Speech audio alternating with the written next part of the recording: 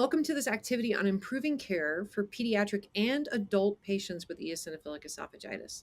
I'm Catherine Peterson from the University of Utah, and joining me today is Arjan Bredenoord from the University of Thank you. Amsterdam. Glad to be here. So you've already heard about today's panelists, they're both Arjan and myself, and we both want to do a big thank you to PeerView and European Board for Accreditation and Continuing Education for Health Professionals for providing this session. And then also want to thank Sanofi and Regeneron Pharmaceuticals for providing an educational grant for this symposium.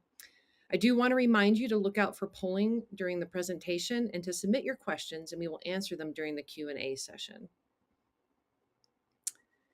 You can visit peerview.com/24EOE in order to view the slides and practice aids. You can do that now and download them after the event. And you can join the conversation at PeerView. Or if you need more information, you can even send an email to live@peerview.com. So our goals for today, both Arjan and I have goals for today for you, and that's to improve the knowledge on the latest clinical evidence regarding efficacy and safety of targeted therapy for EOE. And we want to provide you with the guidance on applying the latest clinical evidence on targeted therapies and expert recommendations for treatment plans for patients with EOE. And with that, I'm going to turn over the program to Dr. Bredenoord. Thank you, Kathy. So let's start and have a look on the latest evidence for targeted biologic therapy for EOE treatment. Pathophysiology of EOE is complex. This is a Th2 mediated condition that is marked by infiltration of eosinophils into the esophagus. But there's activated Th2 lymphocytes and increased levels of Th2 cytokines in the tissue, and that results in the chronic esophageal inflammation and dysfunction. Key cytokines here are IL-4, IL-13, and IL-5, and more upstream, IL-33 and TSLP. So why biologics for EOE? What kind of patients could benefit there? So there's the corticosteroid refractory patients. There's patients that have a corticosteroid intolerance or side effects of previous therapy. There's patients that have multiple forms of atopy for which a single systemic treatment may work. And there's practical benefits of weekly rather than daily therapy that may improve their therapy adherence to treatment of patients. Dupilumab is an anti-IL-4 receptor antagonist. So it blocks the IL-4 pathway, and that results in an effect on B cells, T cells, monocytes, eosinophils, and fibroblasts. But it also blocks a shared receptor on the IL-13 pathway, and therefore has an effect on epithelial cells, smooth muscle cells, fibroblasts, monocytes, and activated B cells. Dupilumab is approved in the US, UK, Europe, and some other countries for treatment of moderate to severe atopic dermatitis, moderate to severe asthma, chronic rhinosinusitis with nasal polyps, prurigo nodularis, EOE obviously, and eosinophilic COPD. So I'd like to discuss with you the highlights from the UEGW that was held in October this year in Vienna. And Dr. Peterson will discuss highlights from the ACG that was held in Philadelphia. And here's results from a subgroup analysis from the pivotal dupilumab study. It was shown that dupilumab had effects regardless of baseline disease duration. So patients that had short-term disease duration, less than 5 years, were compared with patients with a moderate disease duration between 5 and 10 years, and those that had more than 10 years of EOE. And it appeared that the effect of dupilumab over placebo did not differ between these three subgroups. So there was an equal effect on histology, symptoms, and endoscopic features of dupilumab. At ACG, we actually had something similar. So sometimes the surrogate for duration of disease, we think of being an esophageal stricture that needs dilating. And so at ACG this year, Evan Dellin presented a group or did a subgroup analysis looking at the dupilumab data and said, okay, well, if you had a history of an esophageal dilation, would you still respond as well as if you didn't have an esophageal dilation, assuming that maybe that fibrostenotic disease would be represented by patients with this esophageal dilation. And if you can see that on the left side, that it looks like really the response was equal between these two subgroups. So very similar to what Dr. Bredenoord presented about UEGW. This is very similar to what we present in ACG, that even this subtype of eosinophilic disease responds equally well to dupilumab therapy. This one I really enjoyed seeing coming out of ACG.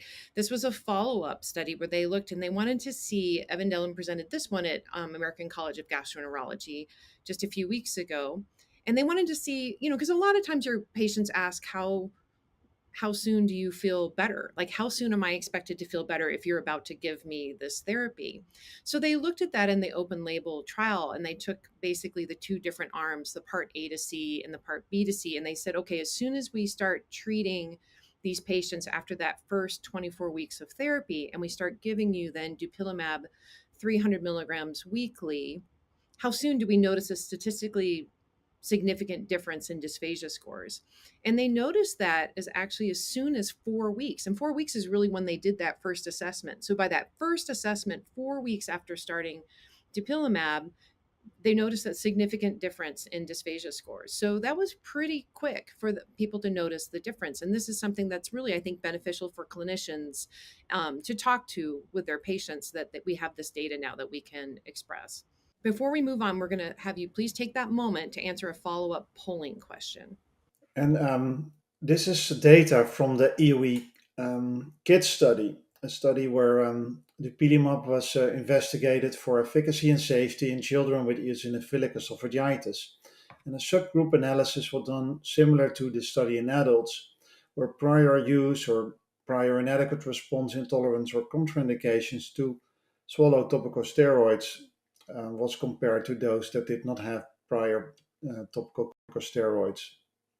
And results from the study show that was an equally high response rate in those that had exposure to swallowed steroids and those that did not have exposure to swallowed steroids, both much better than placebo.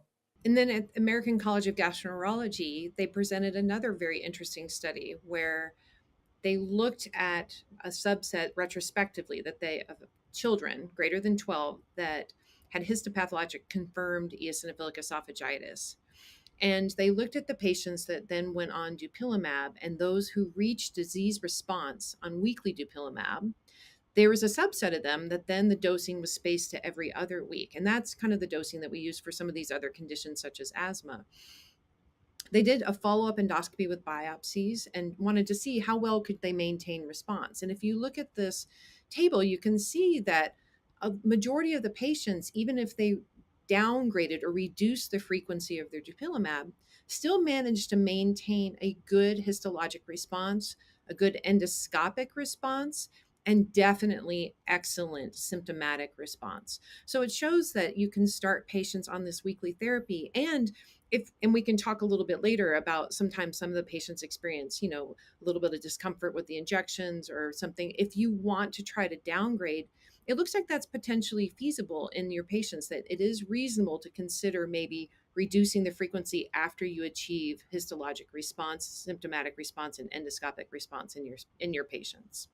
Let's talk about another monoclonal antibody, sandakimab. This is an agent, a recombinant humanized monoclonal antibody, which is highly selective for IL-13. And it inhibits the binding of IL-13 to the IL-13 R1 and R2 receptors. And it is administered as a weekly subcutaneous injection. Let's look at the results from the phase 3 trial. So this was a large, multi-center, randomized, double-blind, placebo-controlled study in patients with active EOE, and they were randomized to receive sandakimab at 360 milligram weekly for 48 weeks, or 360 milligram sandakimab weekly for 24 weeks, followed by sandakimab 360 every other week for 24 weeks, or placebo.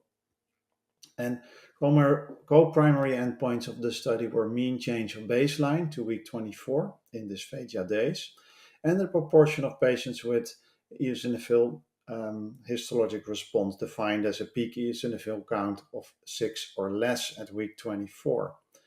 And obviously, there was also assessment of the safety. And the study showed that cendakimab had a significant improvement in symptoms and histologic and endoscopic feature. Here is the 24-week results. And you could see a change from baseline in dysphagia days, larger with cendakimab than with placebo. And about nearly 30% of the patients have a histologic response defined as an eosinophil count of 6 or less after 24 weeks. Furthermore, a change was seen in endoscopy and in more broader histopathology scores such as the EOE-HSS. Cendakimab also maintained statistically significant improvement in EOE through 48 weeks. There's more data shown here. Both the histologic response is significant after 48 weeks, as well as symptoms, and also the secondary outcomes such as endoscopic response and more broader inflammation in the esophagus. Cendakimab also had a favorable safety profile, and adverse events were not more common in the patients that received cendakimab versus placebo. Also, data from another drug, etrasimod, which is an oral agent that affects the S1P receptor modulator. Here's primary results from the phase 2 Voyage study. And this study shows that indeed the etrasimod has a significant effect on both symptoms and histology in patients with EOE and a favorable side effects. Although there were a lot of side effects mentioned, these were merely mild and occurring in similar rates in patients that received etrasimod as those that received placebo. Less of a targeted therapy, but actually a therapy that commonly we use in EOE was also presented at American College of Gastroenterology, and that's budesonide oral suspension. And what they did is they actually looked at a post hoc analysis from phase 2 and 3 trials, and they just wanted to look to say if you took like a cumulative kind of dysphagia score and you looked at 14 days or 7 days, did you still see significant symptomatic improvements compared to placebo? And for how long did you notice this? So, what they noted is that on budesonide oral suspension dose of 2 milligrams twice a day, that as early as at 4 weeks, patients noted symptomatic improvement, and this was sustained out to 12 weeks. And this included symptom analysis looking at prorated 14-day and 7-day dysphagia scores. So it does show that there was some efficacy there that was prorated out for 14 days and then lasted out for a 12-week period with a combination when they looked at this post hoc analysis between the phase 2 and phase 3 trials. There are other emerging targeted agents, so agents targeted to specific aspects of eosinophilic esophagitis. And as Dr. Bredenoord talked about earlier in the presentation, there's multiple different pathways that we can look at and we can try to manipulate to achieve some sort of symptomatic, endoscopic, or histologic response in these patients. Currently, there is a phase 3 study called the Crossing Trial that is studying tezepelumab, which is an anti-TSLP that Dr. Brenner mentioned is kind of one of the first kind of phase alarmins that's involved in initiating esophageal eosinophilia. There's also barzolvolimumab, which is anti-KIT antibody, and this actually will inhibit mast cells, and that's undergoing a phase 2 trial called the Evolve trial. There's something called IRL 1104, which I'm sure will obtain a different name down the road, which is a very interesting immunoregulatory protein. It's a chaperonin, and it has undergone a phase 2 trial with some preliminary results. And another one called Cali 002, and that's an anti-IL-15, and IL-15 has been implicated in esophageal eosinophilia as well, and that's undergoing a phase 1AB. And then there are case reports and other a case series that have been kind of reported on using JAK inhibitors that we often will see being used in like inflammatory bowel to treat eosinophilic disease. What is notable is that the eosinophil depleting or inhibiting IL-5 inhibiting medications, benralizumab, mepolizumab, and lirentelimab, have actually been terminated in their studies over eosinophilic disease. And much of that, the reason behind that is related mostly to a lack of symptomatic improvement. So these have been studied but are no longer being pursued in eosinophilic esophagitis. So I think at this point now we're going to talk for a little bit about which patients should receive targeted therapy. We have now a targeted therapy, we have other ones being studied. And so we need to kind of look at trying to translate this evidence that we've been discussing into how we want to approach our patients and give them the best care possible. And a lot of this is going to differ a little bit between the two of us because the United States and the European Union are different in how we approach how we allow those patients to progress through their therapy. And even in the United States, it varies based on what insurance allows. And so often that is what dictates what we do with our patients. But what is interesting is that actually at ACG this year, there was an abstract presented by Dr. Chang who talked about how that clinicians, when you get beyond treating EOE with a proton pump inhibitor, it gets a little more gray. It gets a little less certain how we need to be approaching our patients because they have so many different aspects of their disease that we need to take into consideration. I mean, patients and physicians honestly believe that we have to find a treatment that balances symptoms with convenience, affordability, the side effects, and impacts on quality of life. And so it's been nice that we've been able to review some of these side effects of these new targeted therapies. Clinicians do seem to be comfortable with PPIs, but PPIs aren't going to fix every single patient with esophageal eosinophilia. And so we need to start thinking about other therapies. Diet alternatives are viewed by physicians that were interviewed in this abstract as being challenging, rigid, and really need to be reserved for patients that are going to be motivated and willing to then take a food out of their diet and keep it out of their diet. Other medications, such as topical steroids and biologics, there's just some uncertainty about using these in patients because of financial issues.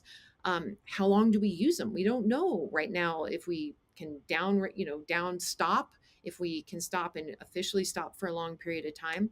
So it gets to be kind of fraught with a lot of questions when we start thinking about anything beyond giving a patient a proton pump inhibitor or a diet.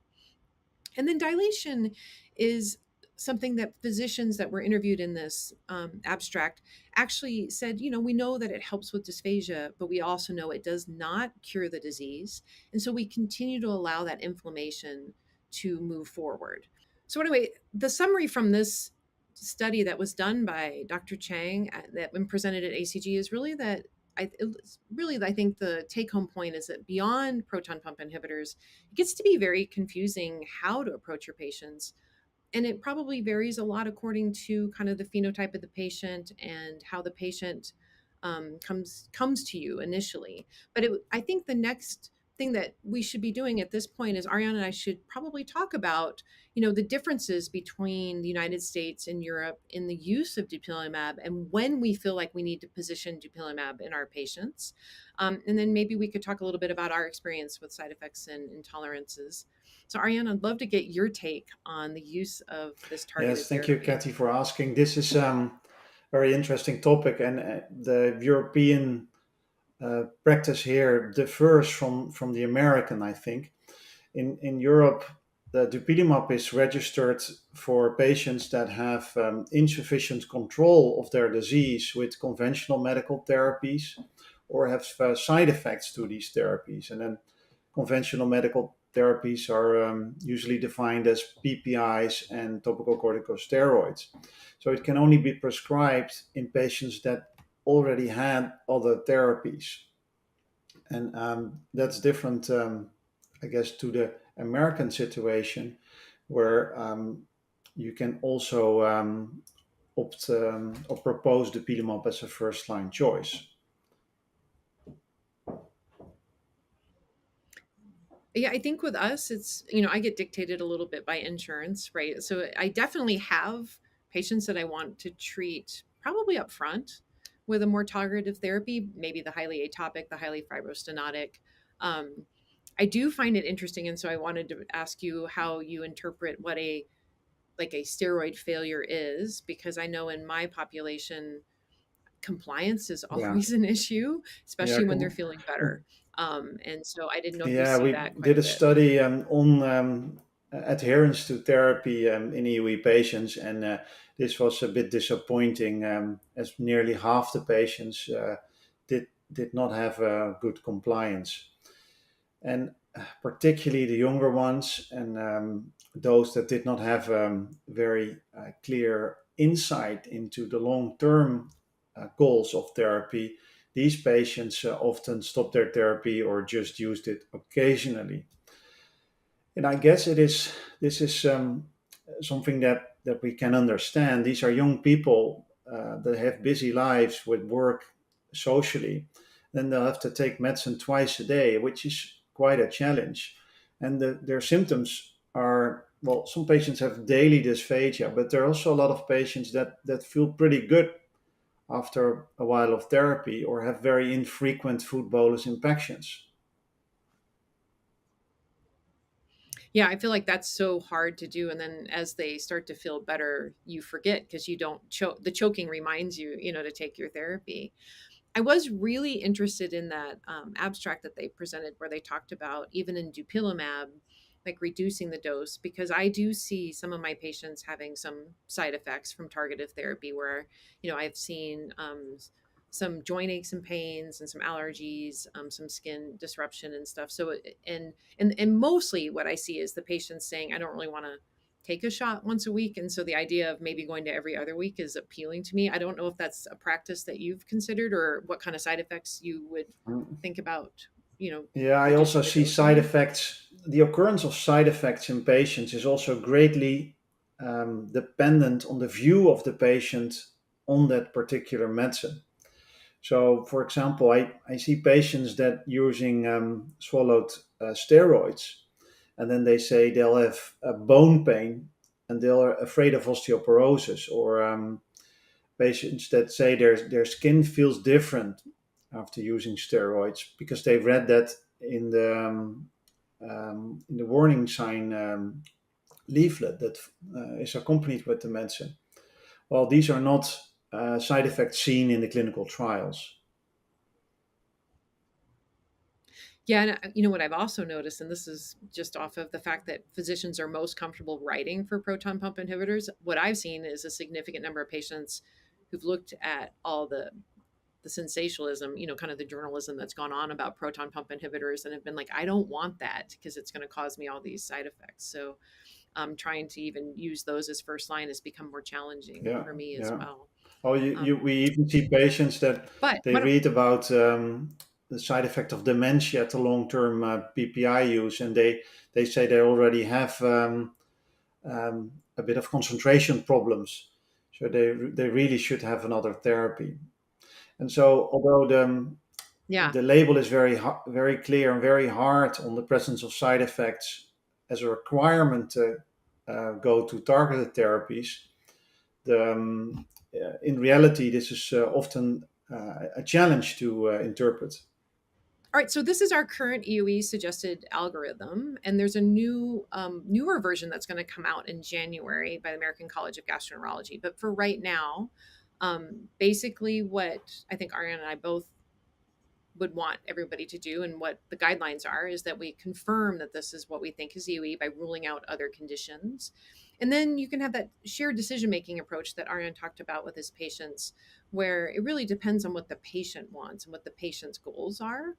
The favored first line initial approach is proton pump inhibitors. However, we talked about that. There's a series of patients that aren't comfortable with that. And then in the United States, beyond that, you can do food elimination diets. You can offer them topical corticosteroids, and there is now a new FDA approved formulation, the budesonide oral suspension, and there is again the oral dispersible tablet in Europe. And then in the United States, we can also offer dupilumab potentially as a first line therapy. Yes, and in Europe, this algorithm would be different because it is definitely PPI as a first line therapy, but also the swallowed steroids could be a first line therapy since there is an approved, very effective product. And only if these are failing, dupilumab can be started. So that should be in Europe, it is below the other options.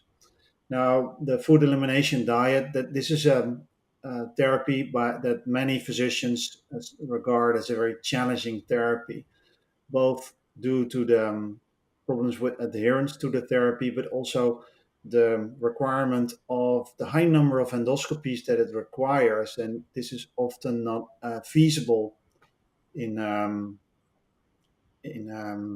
public hospital.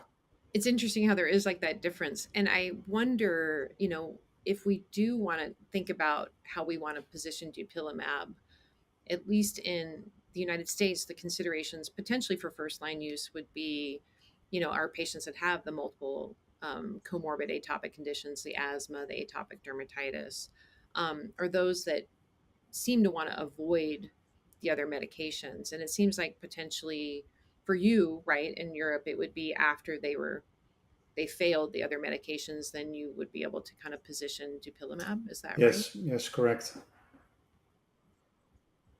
Do you try to encourage like a certain group? Like, are you more worried if, like on the second aspect of this slide that we talk about considerations for the step up therapy?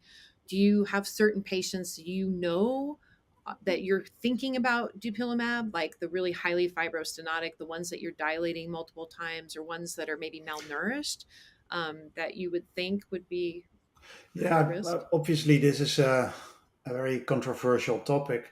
You could say you'll give dupilumab to patients with a fibrostenotic esophagus in order to prevent further um, deterioration of the esophagus. But you could also argue that you want to give it earlier in the disease to prevent this fibrostenotic condition. So I'm not sure what to recommend on this. Yeah, I think these are all like considerations, aren't they? And then we just have to, hopefully, the data will come out as time goes on and we'll have a better idea how to position this. But these are definitely ways to think about it in our Yeah, population. ideally you would Great. know Well, we'll, at baseline if a patient would respond to a certain therapy or has a more progressive phenotype. So you could be more aggressive in your therapy immediately up front. But this is not where we are at the moment yet. hopefully, down the road, biomarkers will be. That's what I'm hoping. But yeah, we just don't know. Before we move on, I'm going to have everybody take a moment to answer a follow up polling question. Then we'll move on. Well, I want to thank everybody for joining us today and to thank you, Professor Bredenoord, for providing your insights into this discussion. I always enjoy discussing EOE with you. Your insights are amazing. And both Ariane and I hope that everybody in the audience found this activity to be useful to your practice. You can visit peerview.com/24 EOE to complete and submit your post test and your evaluation for credit for this activity. You can download the slides and the practice aids. You can watch the replay of this event in the next 24 hours and the online activity in the upcoming weeks. Thank you so much for joining us Thank you, today. Kathy. It was great being in this program with you together.